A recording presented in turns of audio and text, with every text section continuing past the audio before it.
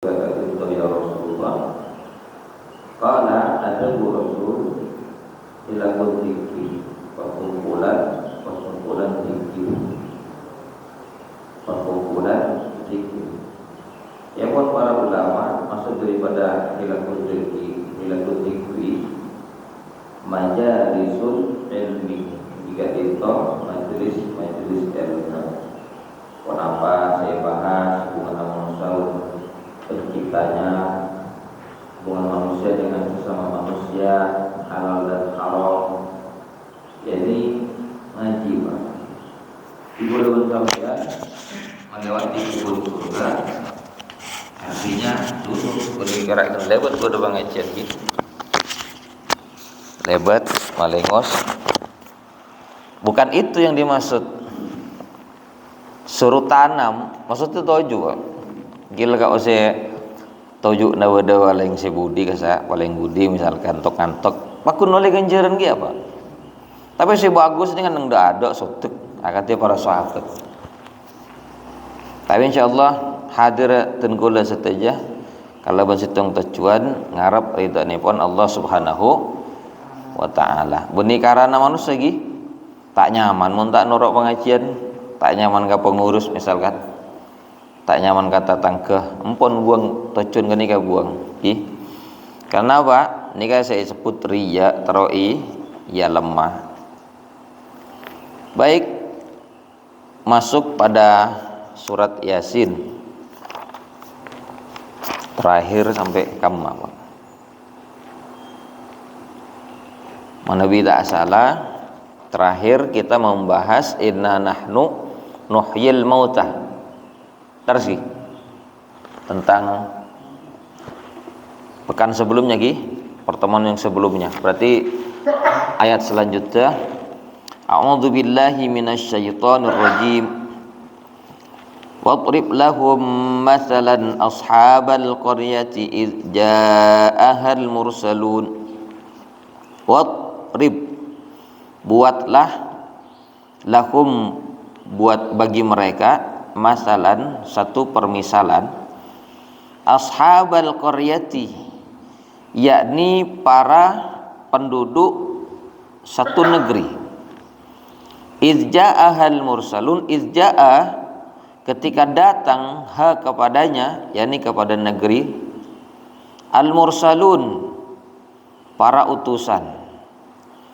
id arsalna ketika kami utus ilaihim kepada mereka isnaini dua orang fakazzabuhuma maka mereka mendustakan keduanya fa'azazna maka kami kuatkan bisalisin dengan yang ketiga faqalu maka mereka berkata inna sesungguhnya kami ilaikum kepada kalian mursaluna kami diutus qalu mereka berkata ma tidaklah antum kalian illa kecuali basyarun manusia misluna seperti kami juga wama dan tidaklah anzala menurunkan ar-rahmanu Allah yang maha rahman min syai'in dari sesuatu pun in antum in tidaklah antum kalian illa kecuali takdzibun kalian berdusta qalu mereka berkata rabbuna rabb kami yakni Allah ya'lamu mengetahui inna sesungguhnya kami ilaikum kepada kalian mursalun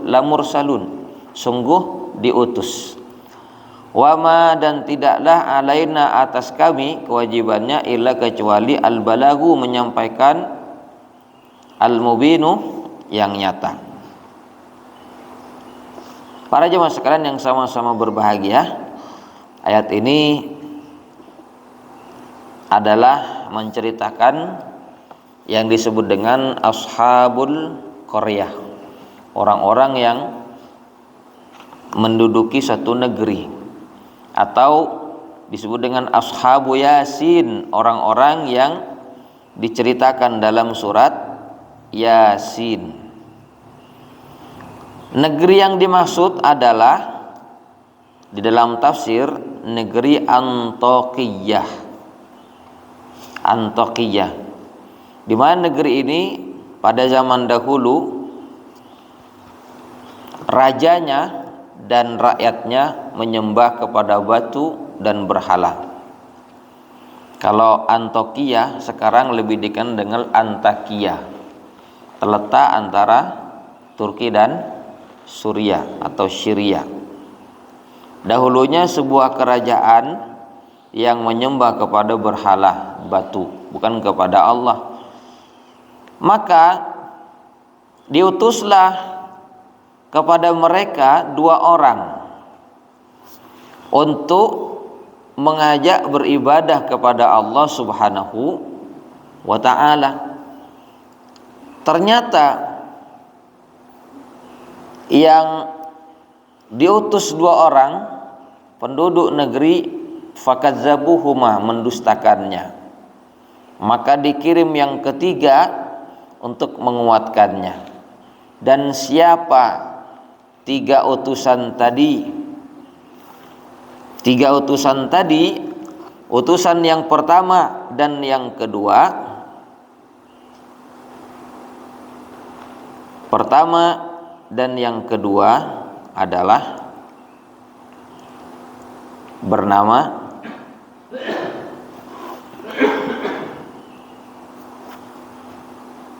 Syam'un, Yuhana, dan yang ketiga namanya Baulus.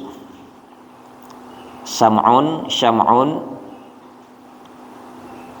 Yohana kalau di Indonesia kan jadi Yohanes. Baulus kalau di Indonesia kan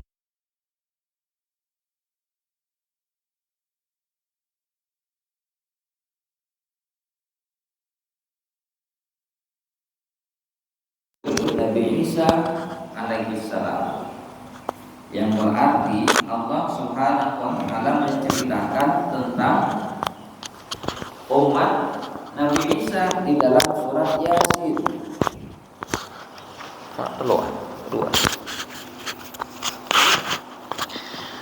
Allah menceritakan umat Nabi Isa di dalam surat Yasin. Dan raja Antakya namanya Antiochos bin Antiochos yang dia menyembah patung-patung dan berhala. Maka Nabi Isa alaihissalam mengirim 2 muridnya yang bernama Syam'un dan Yohana untuk mengajak menyembah kepada Allah. Jak mungkin ustad tu Pak Egeret. Tapi ternyata penduduk kampung fakadzabuhuma, mendustakan keduanya. Maka dikirim lagi yang ketiga untuk semakin menguatkan dengan mengatakan inna ilaikum mursalun, kami ini diutus untuk kalian untuk mengajak kembali kepada Allah. Terjadilah yang namanya bantah membantah. Qalu ma antum illa basyarun misluna, kalian ini sama dengan kami, manusia juga. Wa ma anzalar rahmanu min syai'in, tidaklah Ar-Rahman, Allah yang Maha Rahman, menurunkan sesuatu. In antum illa takdzibun, kalian dusta.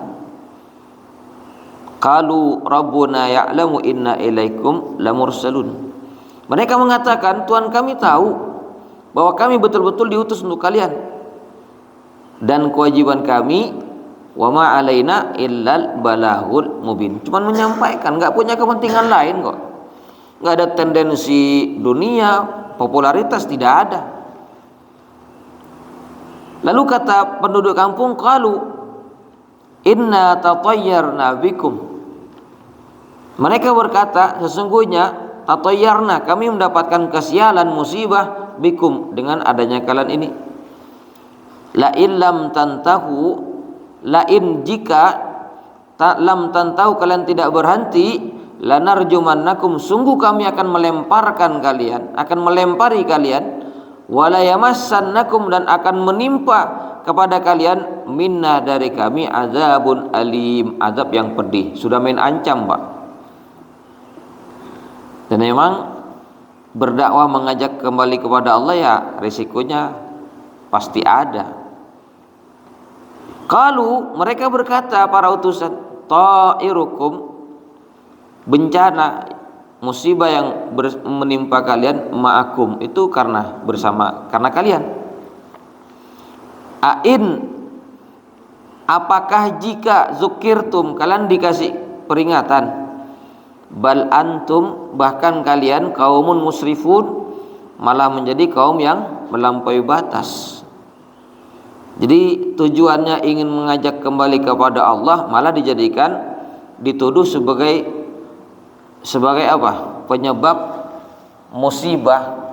Kamu ini mengajak kembali kepada Tuhanmu agar meninggalkan Tuhan kami, marah Tuhan kami, menurunkan musibah. Nah, ini kasusnya mirip dengan Nabi Nuh yang diutus kepada umatnya supaya menyembah kepada Allah.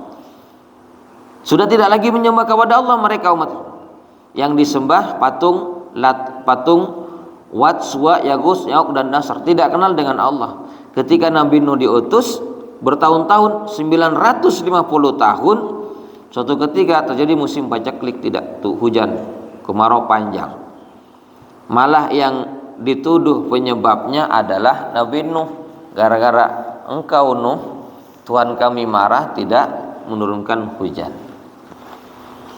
Padahal logikanya patung yang dibikin oleh manusia tidak bisa berbuat apa-apa,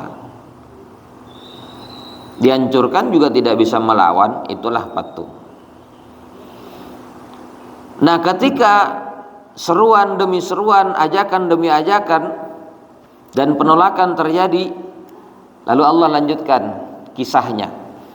Wajaa, dan datang min dari aqsal madinati, ujung kota, rajulun, seorang laki-laki, yas'a, berlari-lari kecil. Qala, berkata, ya qaumi, wahai kaumku, ittabi'u, ikutilah oleh kalian al-mursalina, para utusan ini. Ittabi'u, ikutilah oleh kalian, man, orang, la yas'alukum, dia tidak minta kepada kalian ajron, upah, wahum, dan mereka muhtaduna, mendapatkan petunjuk. Wama liya, dan kenapa aku la a'budu, tidak menyembah, alladzi, kepada yang fataroni, telah menciptakanku, wa ilaihi, dan kepadanya turja'una, kalian dikembalikan. Jadi ini laki-laki ini mempermisalkan dirinya. Kenapa saya tidak mau menyembah kepada yang telah menciptakan aku?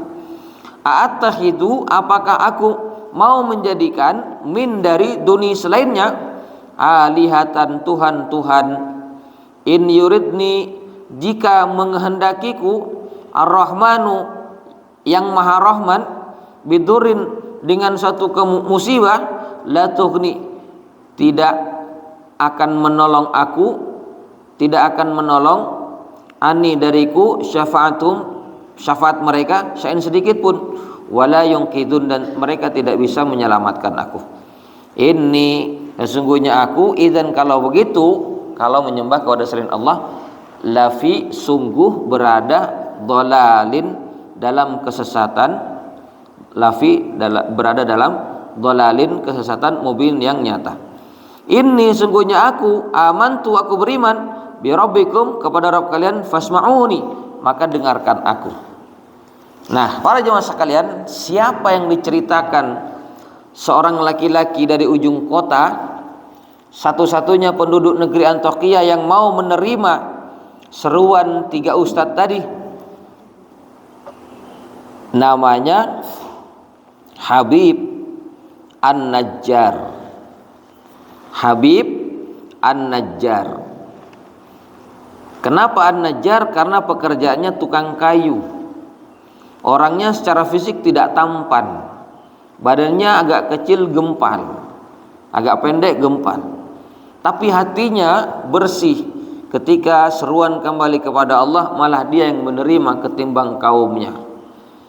Nah, ketika terjadi cekcok, tolak, tarik undur supaya menyembah kepada Allah, ditolak oleh kaumnya, tiba-tiba dari ujung kota datang seorang laki-laki yang bernama Habib An-Najjar sambil berlari-lari kecil model sa'i.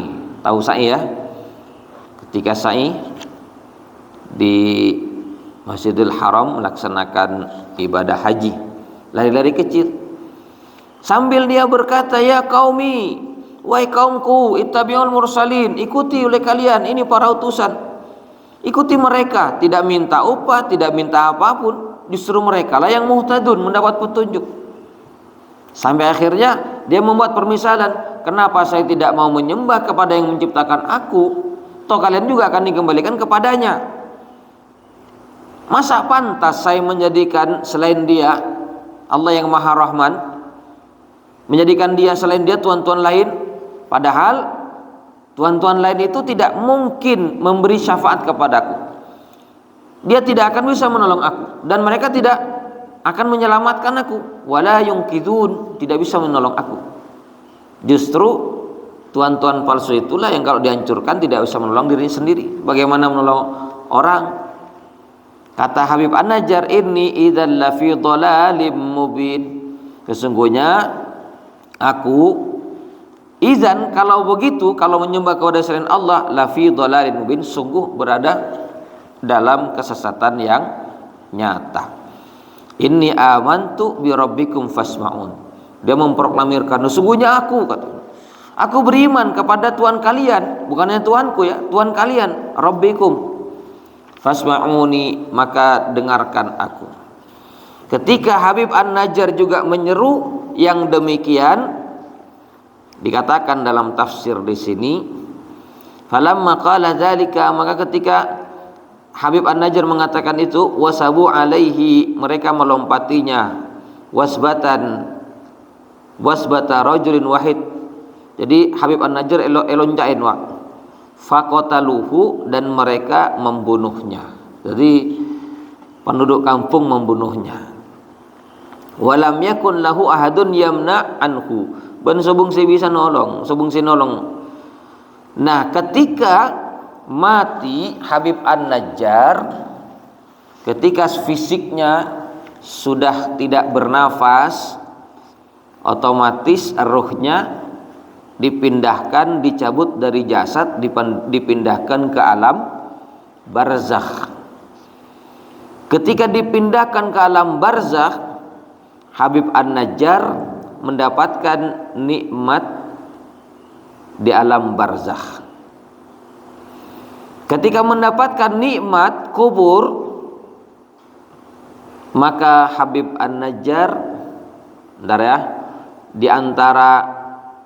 di antara penjelasan Imam Qatadah, ja'alu yarjumunahu bil hijarati, tadi kan dilompati, ini sebelum mati nih, mereka melempari batu. Wa huwa yaqul, sementara Habib An-Najjar ketika dilempari batu rujuk sambil doa apa, Allahumma di qaumi, ya Allah beri petunjuk kepada kaumku, fa innahum la ya'lamun, karena mereka tidak tahu. Ini persis dengan doanya Nabi kita, Nabi Muhammad SAW, ketika dikerujuk oleh penduduk Taif. Maunya Nabi Muhammad berdakwah ke perkampungan Taif agar menerima. Ternyata sampai di sana orang-orang dewasanya menyuruh kepada anak-anaknya supaya ngambil batu melempari Rasulullah rujuk. Ketika dilempar Rasulullah, berdarah kepalanya kena batu, luka berdarah kakinya. Yang marah malaikat, ya Muhammad, kalau engkau mau saya lempar gunung Uhud kepada mereka. Apa kata Rasulullah? Allahumma hdi qaumi fa innahum la ya'lamun, ya Allah beri petunjuk kaumku, mereka tidak tahu. Ini proses doanya ini, dengan doa Habib An-Najjar. Tak sakit hati Pak, tak tersinggung. Itu kalau sampean berak pengajian tak terima pun sakit hati ya. Jadi kalau kita berbicara agama, kita mengajak kebaikan, pas itolak, tidak terima dan marah, tersinggung, ini sudah pasti ada sesuatu yang tidak beres di dalam hatinya. Bisa jadi karena memang tendensi, punya kepentingan, Dan Rasulullah tidak. Kalau mengajak kepada kebaikan agama ditolak, misalkan, Rasul tidak sakit hati kok, tidak tersinggung. Tapi kalau tersinggung berarti ada sesuatu yang tidak beres, mungkin punya kepentingan, dan Rasul tidak punya kepentingan pribadi. Tapi insya Allah saya akan tuh nanti kepentingan walaupun menjenengan sebung kepentingan apa-apa. Kepentingan kita hanya kepada Allah. Ingin apa? Ya ingin rahmatnya, ridhonya, ampunannya, pertolongannya, nikmat-nikmatnya, lancar urusan, rezeki sibunya kan senikah. Mari urusan. Siapa yang memberikan itu semua kalau bukan Allah? Maka para rajin ibadah. Saking senikah Pak. Jangan sampai punya mindset rajinlah sholat, Allah akan membuatmu kaya. Itu salah. Kan ada orang punya mindset rajin sholat kamu akan disempurnakan hidup. Salah. Rajin sholat akan diberkahi oleh Allah, dan berkah itu tidak harus bermakna kaya loh. Karena apa? Orang-orang terdahulu ahli sholat, ahli ibadah, hidupnya ada yang miskin. Seperti siapa? Seperti Abu Hurairah radhiyallahu anhu. Kenal Abu Hurairah? Tak kenal. Oh lagi ya tak kenal dia Pak.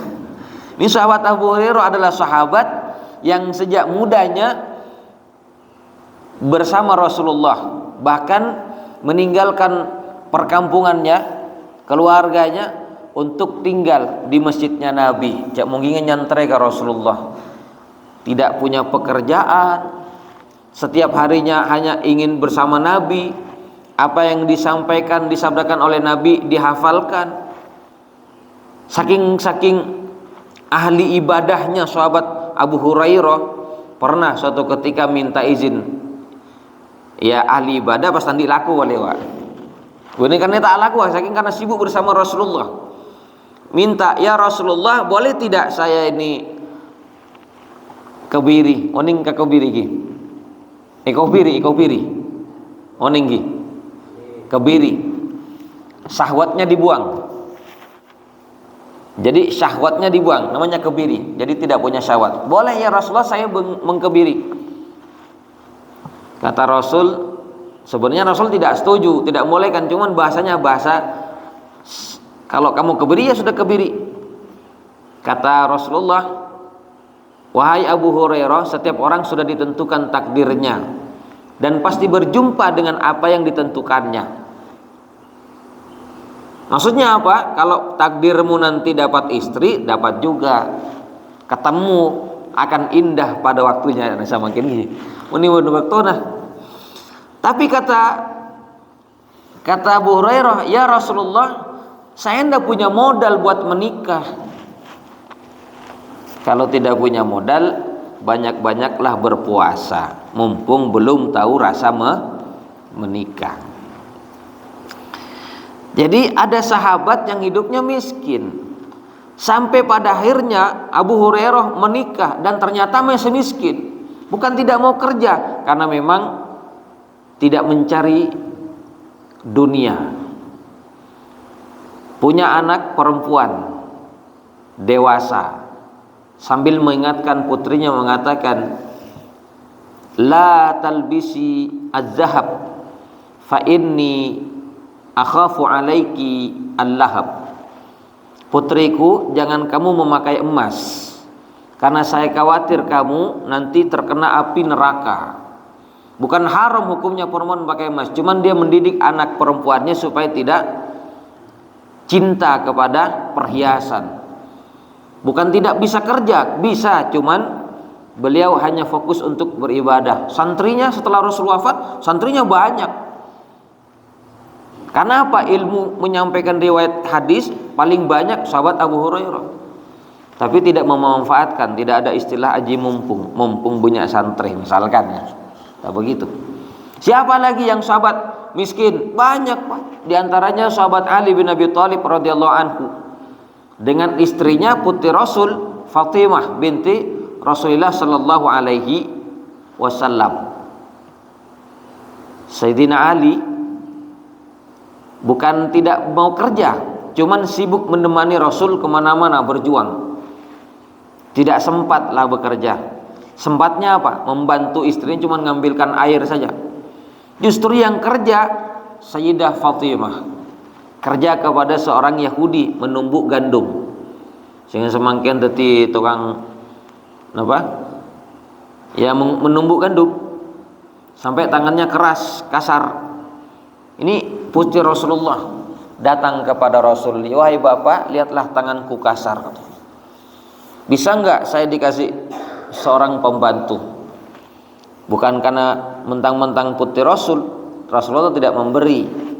Kalau kamu sabar ya sudah sabar. Tidak dikasih pembantu oleh Rasulullah. Jadi yang namanya keberkahan itu bukan selalunya bermakna kaya. Orang ahli ibadah tidak selalunya dibikin kaya oleh Allah. Kadang kita punya mindset yang salah. Muntro sokia para rajin ke masjid. Karena orang tak soki karena rajin ke masjid, pas putus asa, kecewa. Pasti tanya, akhirnya apa sampai nama tak ke masjid boleh? Cak salat berjamaah tak masoki. Jadi tujuannya sudah salah. Tapi insyaallah kan to saya rajin ke masjid benih karena terus soki lagi. Benih karena terus Sokia, tapi karena ingin mendapatkan rahmat dan ridha Allah. Karena soki ini kah hakikatnya benih banyakna harta. Soki kan kadinto sokina ate. Itu bagi sareng Rasulullah sallallahu alaihi wasallam. Laisal ghina bikasratil arb. Walakinnal ghina ghinan nafsi. Bukanlah kekayaan itu banyaknya harta benda, tetapi kaya itu kaya jiwa. Mun jiwa ban atina kula ban sampean soki leka miskin hartana pakun seneng ka Allah, bunga. Merasa ku besar leka sekuni. Kemun atina jiwanya miskin walaupun banyak hartanya merasa kurang. Merasa tidak cukup, tidak puas dengan pemberian Allah. Jadi ini penting kita beribadah kepada Allah tidak punya kepentingan kecuali hanya kepada Allah, tidak punya kepentingan manusia. Mau mengajak kebaikan, mau beribadah, sholat berjamaah atau berdakwah tidak punya kepentingan manusia. Kepentingan kita apa? Hanya kepada Allah. Kembali kepada persoalan Habib An-Najjar. Ketika Habib An-Najjar dibunuh, lalu lepaslah ruh dari jasadnya dan tentu mendapatkan nikmat dari Allah.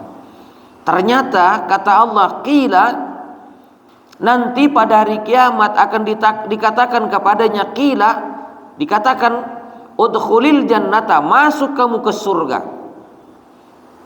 Nanti pada hari kiamat dikatakan kepadanya, udkhulil jannah, masuk ke surga. Ya, belum hari kiamat tapi sudah dikabarkan oleh Allah, masuk kamu ke surga. Siapa ini? Ashabu Yasin yang diceritakan dalam surat Yasin, namanya Habib An-Najjar. Kiamatnya belum terjadi, Pak, tapi sudah dipastikan qila udkhulil jannah. Hafal ulun sampean ayat ini.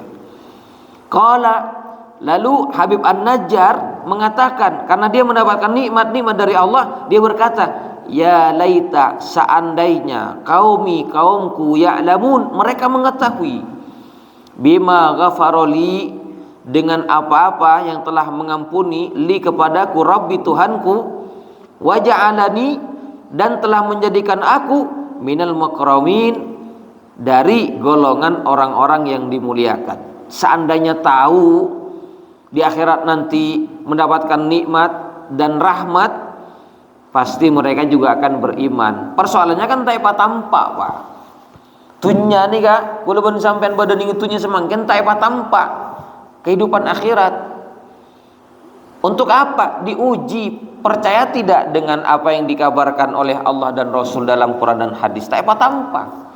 Sampai mau tanpa urusan dunia akhirat tak kira beda masjid sepi Pak, pasti rame Pak. Mesti rame. Persoalannya kita, masjid akan rame kalau ada bagi-bagi. Paham Gi?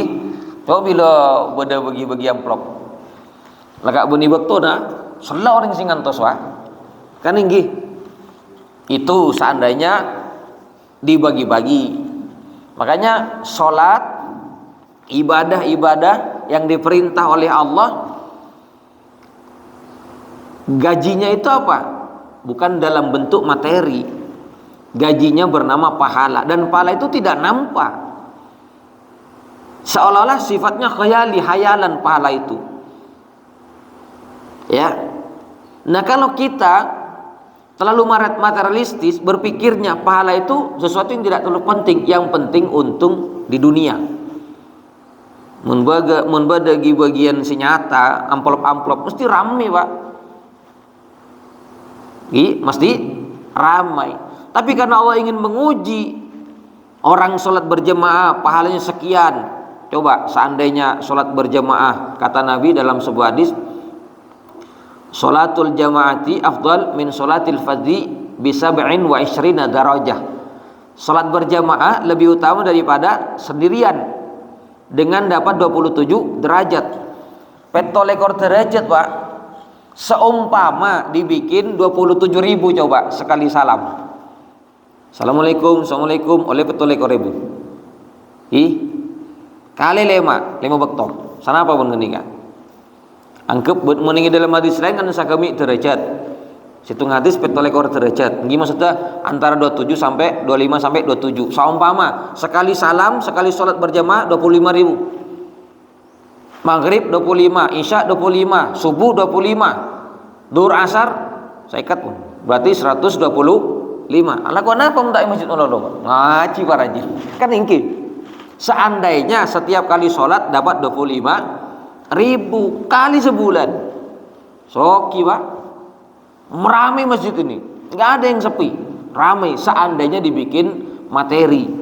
Tapi kan tidak, Allah memberikan pahala dalam bentuk apa? Iya pahala. Dan tentu lebih besar daripada 25.000, 27 atau 25 derajat. Berapa ukurannya hanya Allah yang tahu. Allah yang maha tahu. Karena itu ujian buat kita semua, mau tidak dengan beribadah kepada Allah, tapi pahalanya tidak langsung dikasih di dunia, nanti di akhirat. Seandainya dikasih atau diperlihatkan pahala dan dosa, manusia tidak ada yang bermaksiat kepada Allah, pasti jadi ahli ibadah. Apa Nabi bersabda? Lau ya'lamul mu'minu ma indallahi minal uqubati ma tama'a ahadun bijannatihi. Kata Rasulullah, seandainya orang beriman ditampakkan atau mengetahui siksa yang ada di sisi Allah, seandainya ada orang beriman tahu siksa yang ada di sisi Allah, neraka, azab-azab yang sudah disiapkan, seandainya tahu, pasti tidak seorang beriman pun tamak untuk masuk surga. Kenapa? Seandainya diperlihatkan neraka, yang dipikirkan benih termasuk surga Pak. Yang dipikirkan bagaimana selamat dulu dari neraka. Mun selamat di neraka sudah pasti surga. Saking tak etapa tanpa kekeran apa? Ketika diceritakan surga neraka, kadang ngajak keajaan Pak. Diceritakan surga neraka, kita tidak terenyuh, tidak tersentuh hati sedikit pun. Tidak punya rasa takut. Beda dengan orang-orang yang memang ketakutannya kepada Allah, kedekatannya, hatinya lembut. Contohnya kan para sahabat itu. Ada sahabat datang kepada sahabat Abu Bakar As-Siddiq, ceritanya, ya Abu Bakrin, kalau saya berkumpul bersama Rasul dan para sahabat, Rasul menceritakan surga neraka, seakan-akan surga neraka di depan mata. Tapi kalau aku sudah pulang ke rumah, ketemu dengan istri dan anak, seolah-olah sudah jauh dalam pikiran. Kata sahabat Abu Bakar, sama kita. Kalau bertemu dengan Rasul, surga neraka sepertinya dekat. Kalau pulang ke rumah, urusan dunia menuntut.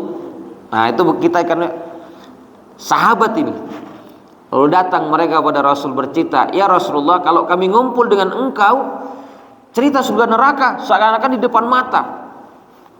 Tapi kalau kami pulang ke rumah, ketemu dengan anak istri, seolah hilang dalam pikiran. Bukan tidak ingat ya, ingat, cuman pengaruh hatinya itu beda antara berkumpul dengan Rasul dengan berkumpul dengan istri. Ben bini kan nemu bae, Pak. Mas belanjaan, Mas si Anua, Mas ya, urusan dunia lebih besar tuntutannya. Dan memang begitu kita.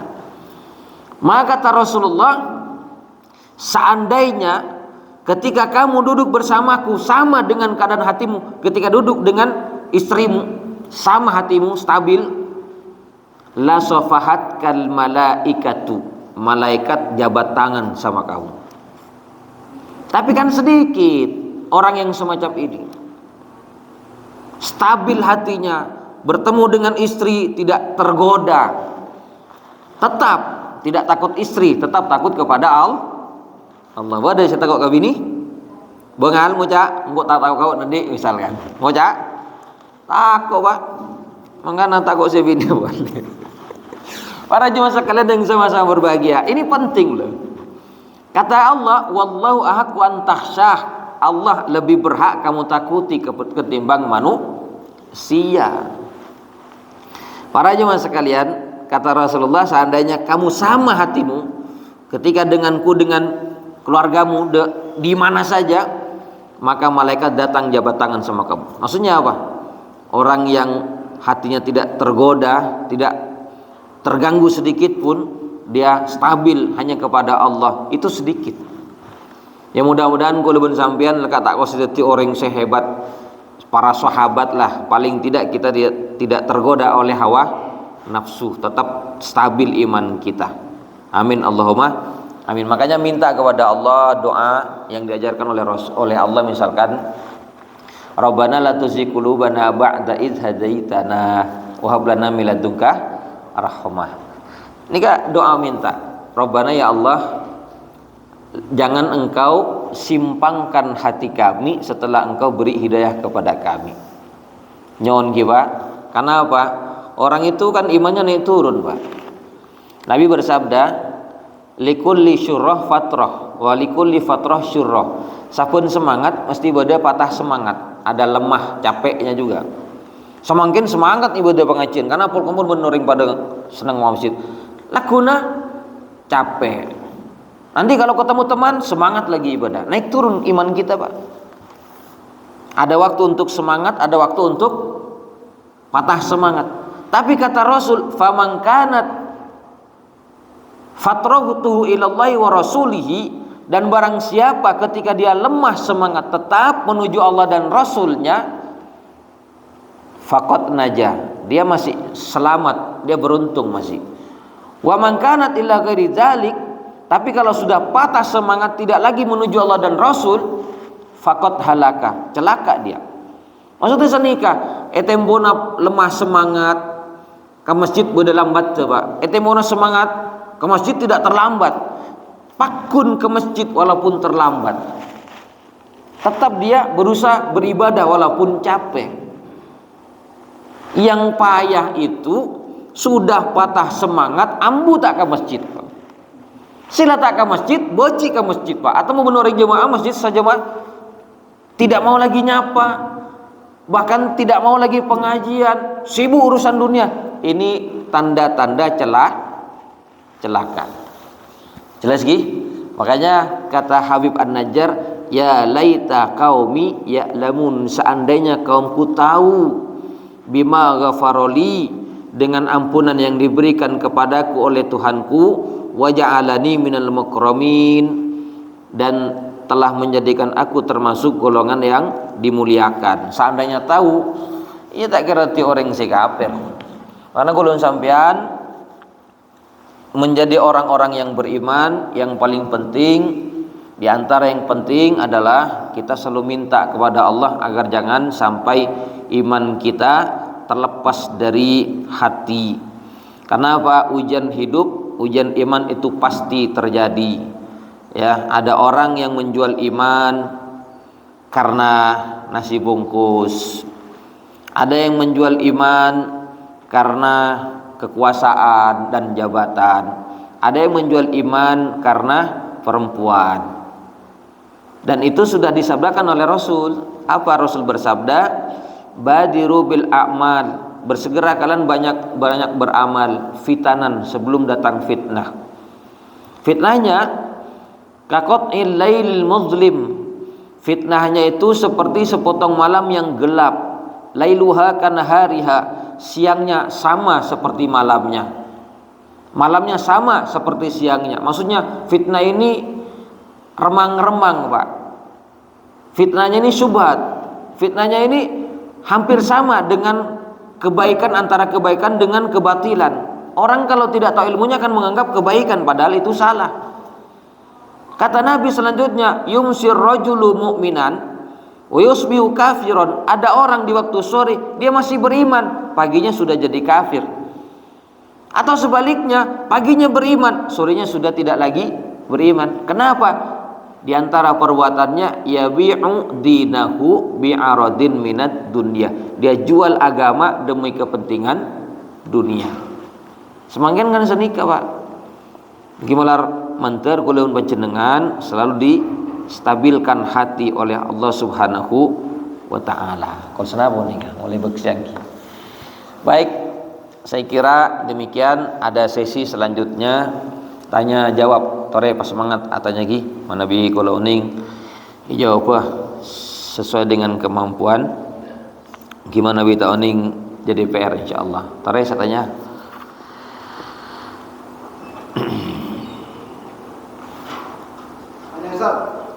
Ya. Ini cerita tentang apakah memang benar yang diberitahu memang ada atau musuhnya, atau cerita memang dikarang-karang. Apa itu? Tentang amal-amal yang disebutkan tentang seseorang yang bernama Ukasha. Sahabat Ukasha. Yang menceritakan tentang waktu itu dia nabi wudhu di sumur, terus ada malaikat berbicara dengan malaikat mencatat nama.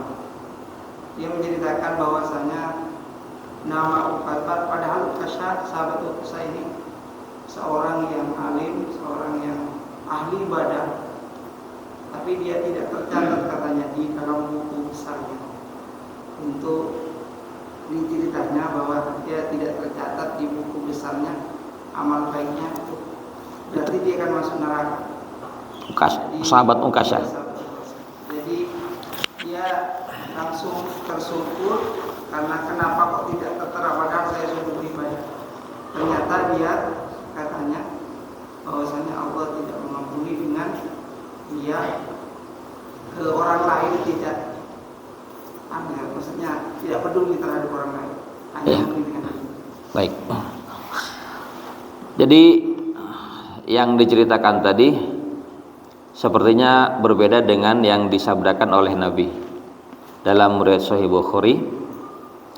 Rasulullah sallallahu alaihi wasallam beliau bersabda, "Inna sab'ina alfan min ummati yadkhuluna al-jannata bighairi hisabin wala azabin. Hum la yastarquna wa la yatatayyarun wa la yaktawun wa ala rabbihim yatawakkalun." Faqala Ukasha, "Ya Rasulullah, ud'u Allah an yaj'alani minhum." Qala anta minhum.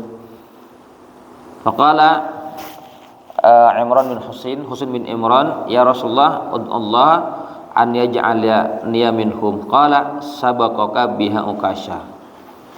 Jadi Rasul bersabda, sesungguhnya 70.000 dari umatku akan masuk surga tanpa hisab, tanpa azab.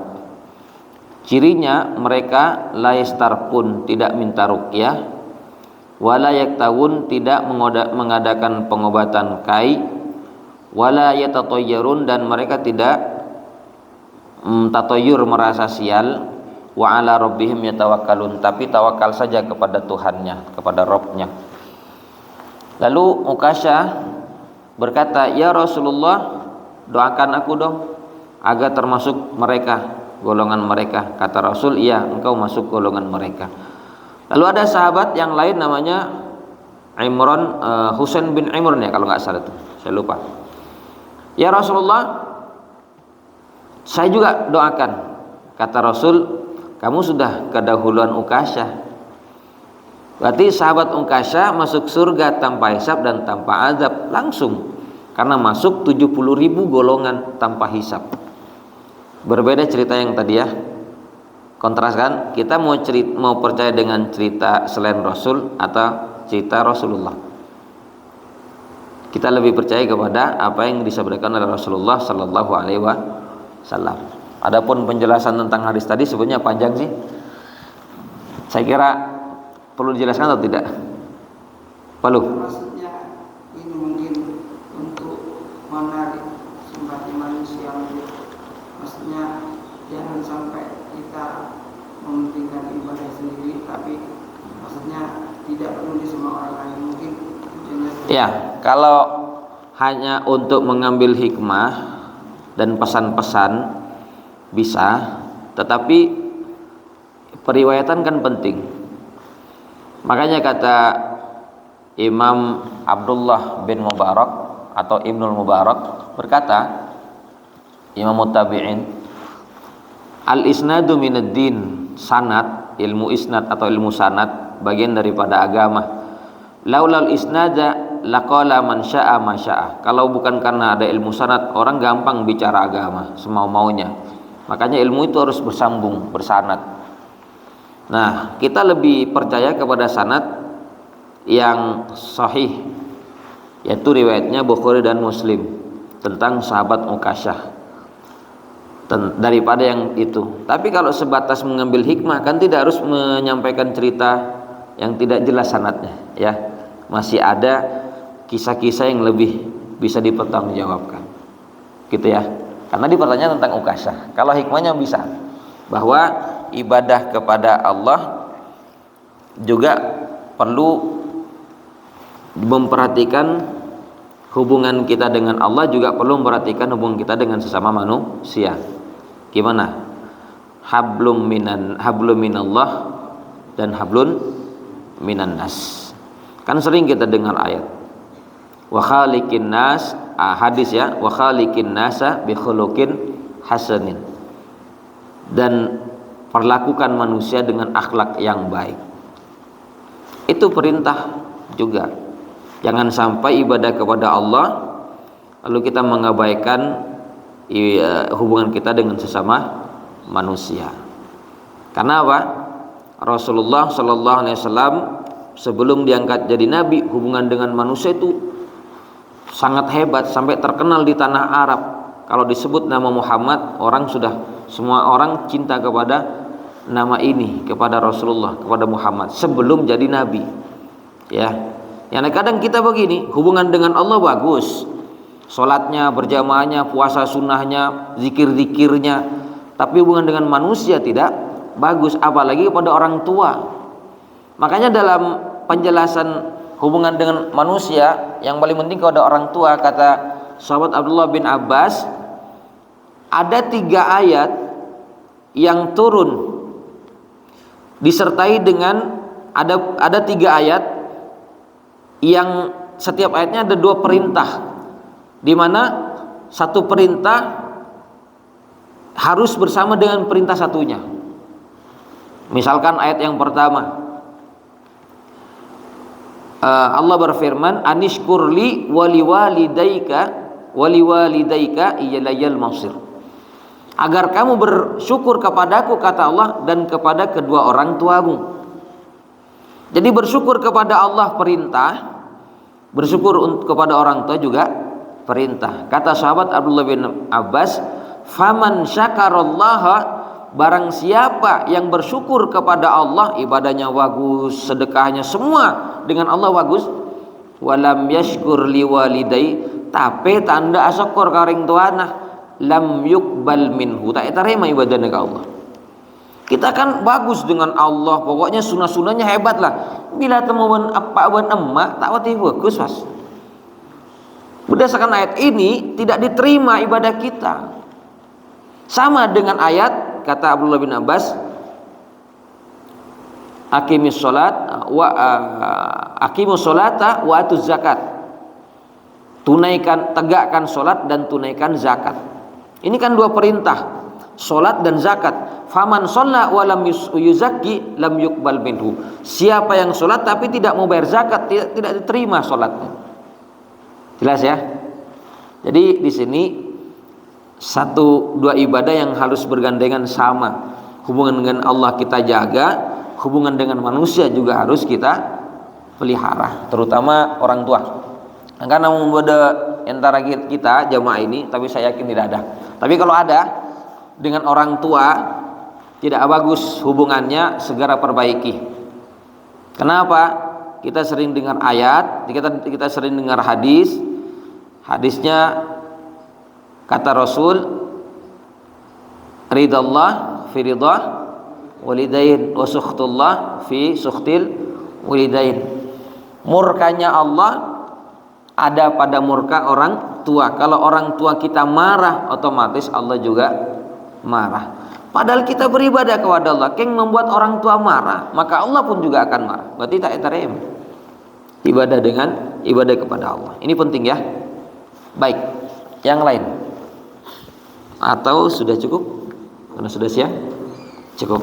Demikian saya mohon maaf kalau ada. Wassalamualaikum warahmatullahi wabarakatuh.